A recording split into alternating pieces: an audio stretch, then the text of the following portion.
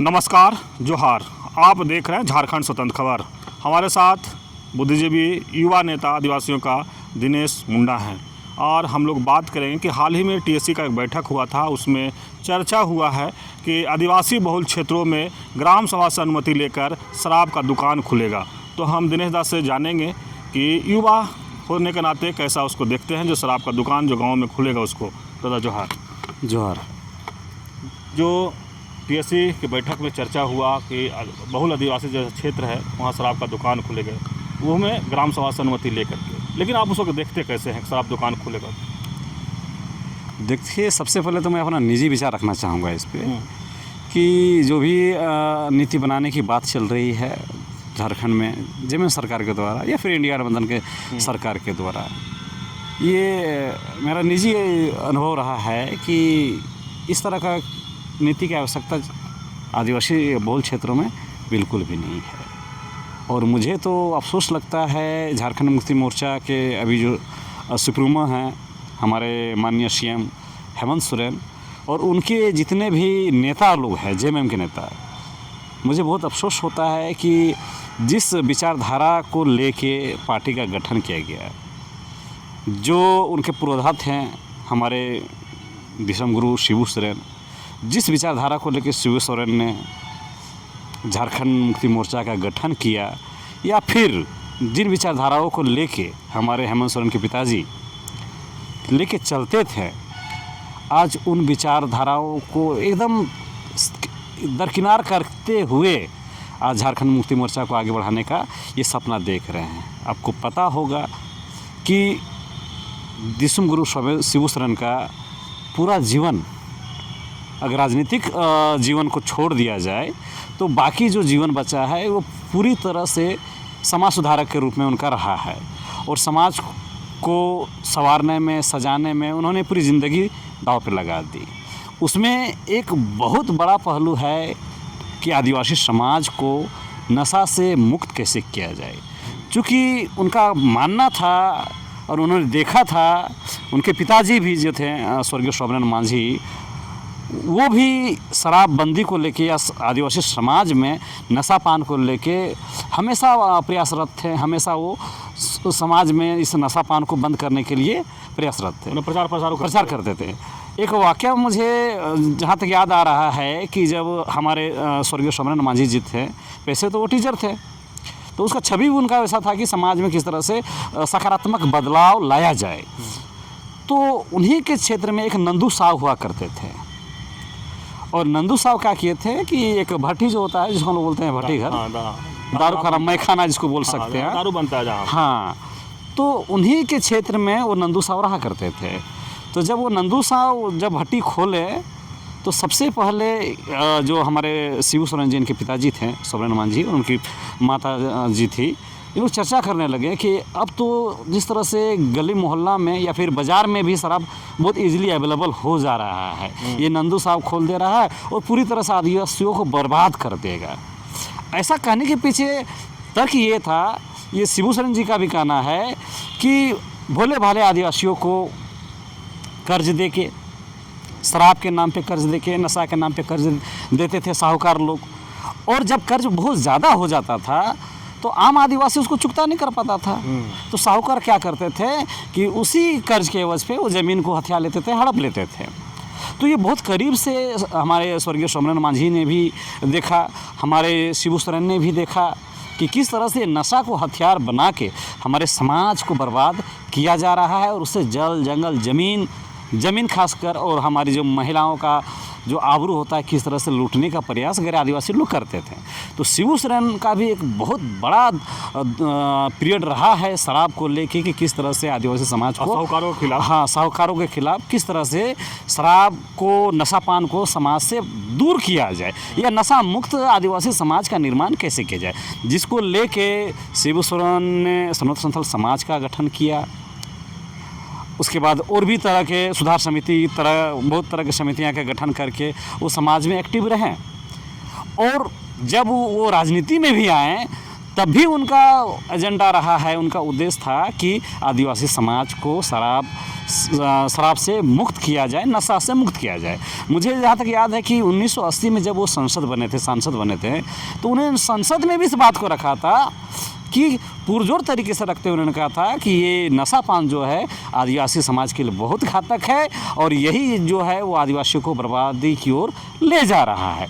बहुत सारे मंचों में भी हमारे शिबू सोरेन जी ने खुल के शराबबंदी का समर्थन किया है। यहाँ तक कि जब बिहार में शराबबंदी किया गया उस दरमियान भी शिबू सोरेन ने कहा था कि बिहार के तर्ज पे झारखंड में भी शराबबंदी होनी चाहिए। तो समझ लीजिए कि जो झारखंड मुक्ति मोर्चा का जो हाई कमान बोलिए, सर्वेसरा बोलिए, सुप्रीमो बोलिए, उनका प्रोधा बोलिए, उनका जनक बोलिए, उनकी ये स्पष्ट विचारधारा थी, उनकी मंशा थी कि आदिवासी बहुल क्षेत्रों में ही नहीं झारखंड में ही पूरे शराबबंदी किया जाए और समाज को नशा से बचाया जाए।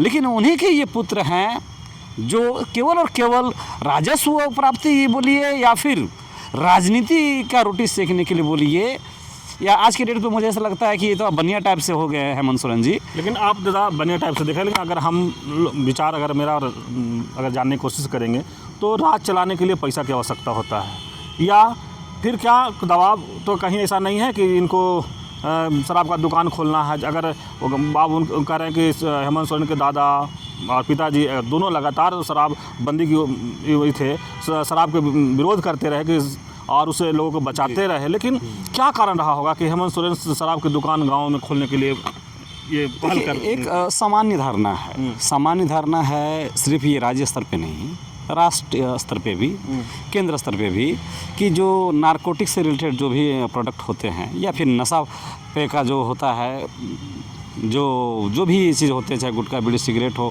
या मदिरा हो, दारू, शराब, जो भी है, इसमें ऐसा कहा जाता है कि इसमें राजस्व बहुत ज़्यादा सरकार को मिलता है। लेकिन मेरा मानना है कि सरकार का काम केवल राजस्व वसूलना नहीं है, सरकार का काम, हाँ, झारखंड का विकास चाहते हैं कि मैं उसी पा रहा हूँ कि सरकार का काम केवल ये नहीं है कि किस तरह से लोगों से पैसा लिया जाए, किस तरह से पैसा बनाया जाए। सरकार का काम एक स्वस्थ, एक स्वच्छ, एक समाज का निर्माण करना भी होता है। अच्छा, आज हम सरकार की या राज्य का एक उभरता प्रवृत्ति देखते हैं कि कल्याणकारी राज्य की जो कंसेप्ट आया है, इसको हम लोग देखते हैं, तो कहीं ना कहीं सरकार का काम केवल शासन चलाने के लिए राजस्व वसूलना नहीं है। एक बात तो ये, दूसरा बात है कि सरकार का काम ये भी देखना है कि एक मानव कल्याण में हम कितना काम करते हैं और एक अच्छा समाज का निर्माण कैसे करते हैं। आज आदिवासी बहुल क्षेत्रों में अगर हेमंत सोरेन शराब बेचने की बात कर रहा है तो उनको पता होना चाहिए कि आज आदिवासी समुदाय शराब के कारण ही जल जंगल ज़मीन, माँ बेटियों की इज्जत प्रतिष्ठा सारा गंवा रहा है। आज आदिवासियों की जनसंख्या घट रही है, उस पर भी एक नशा पान का बहुत बड़ा रोल है। आज 20-20 साल में, 25-25 साल में हमारे युवा शराब के लत में, नशा के लत में मर जा रहे हैं और बहु बेटी का इज्जत नीलाम हो रहा है, लूट रहा है। तो तमाम समस्याओं का तो जड़ ये शराब ही है, नशा ही है, आदिवासी समाज के प्रेक्षण में अगर बात करें। लेकिन दादा उसमें कहें तो एक चीज़ बात तो बोलें, ग्राम सभा से अनुमति लेकर के ही खोलना होगा।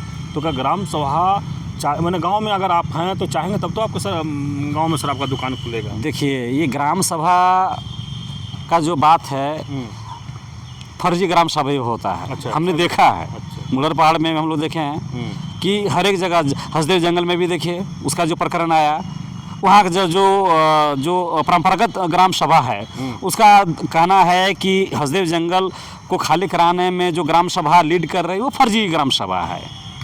तो आपकी मंशा सबसे पहले ये होना चाहिए ना कि मुझे समाज को बचाना है, तो बचाना है तो फिर शराब को वहाँ लाना ही नहीं। और अगर ला रहे हैं आप और ग्राम सभा से परमिशन ले, वो तो सिर्फ बात का है, फिर वहाँ फर्जी ग्राम सभा बनेगा और फिर वो हो जाएगा। अब रहा बात, आपने कहा कि चलाने के लिए फंड चाहिए सरकार को, तो मैं जहाँ तक देखता हूँ कि जब बिहार में शराबबंदी किया गया तो जो पैसा आप वेलफेयर में लगाते हैं, जैसे आप स्वास्थ्य में लगाते हैं, शिक्षा में लगाते हैं या फिर और भी चीज़ों में लगाते हैं कि ये जन कल्याण के काम में काम आएगा, लेकिन जन कल्याण में जन ही नहीं रहेगा तो उसका कल्याण कहाँ से होगा? आप पैसा यूटिलाइज कहाँ कीजिएगा? बिहार में जब शराबबंदी किया गया तो साल भर का आकलन लिया गया कि साल भर का आकलन लिया गया कि शराबबंदी कहाँ तक सफल हुआ है या कितना समाज को फ़ायदा मिला है। सरकार का उद्देश्य तो है कि समाज को फायदा मिलना चाहिए, आम जनमानस का जीवन में बढ़ोतरी होना चाहिए, सकारात्मक बदलाव होना चाहिए। तो ऐसा डाटा उभर के आया कि 20% जो डकैतियाँ थी वो सिर्फ शराबबंदी के कारण कम हुई। 10% ऐसा था जो नशा की हालत में, चाहे वो रोड दुर्घटना हो, मारपीट हो, 20% का जो रेशियो है वो कम हुआ। तो इस तरह का सकारात्मक बदलाव उसमें देखने को मिला। हम यहाँ रोकेंगे, आप पेपर में देखे होंगे ये सब। हम हकीकत में कुछ आपको बता दें, अगर बिहार की बात करेंगे तो बिहार में शराबबंदी नाम का चीज़ है। आप वहाँ पर भी देखिए कि अब घर में उपलब्ध हो जा रहा है, और जितने 12 साल से ऊपर के जो बच्चे हैं ना, हमको लगता है कि उसी काम में लोग लगा दिया है, जो शराब व्यापारी जो जिसको कहें वो लगा दिया है। और उसको ऐसा हमको लगता है कि युवा को बर्बाद, शराबबंदी होने के बाद युवा ऐसा बर्बाद हुआ है कि हम आपको नहीं कह सकते हैं। वो जब वहाँ पर कहें कि मैंने 12 साल से 14 साल का जो बच्चा है ना, अगर घर से थोड़ा सा दोस्त यार के साथ घुलने लगा तो उसको दोस्त यही सिखाता है कि भैया हमें तो आज कमाए हैं, तुम भी इसी काम में आ जाओ, तुम भी कमाओगे। मैंने एक कहें कि शराबबंदी वहाँ हम सफल नहीं मानेंगे।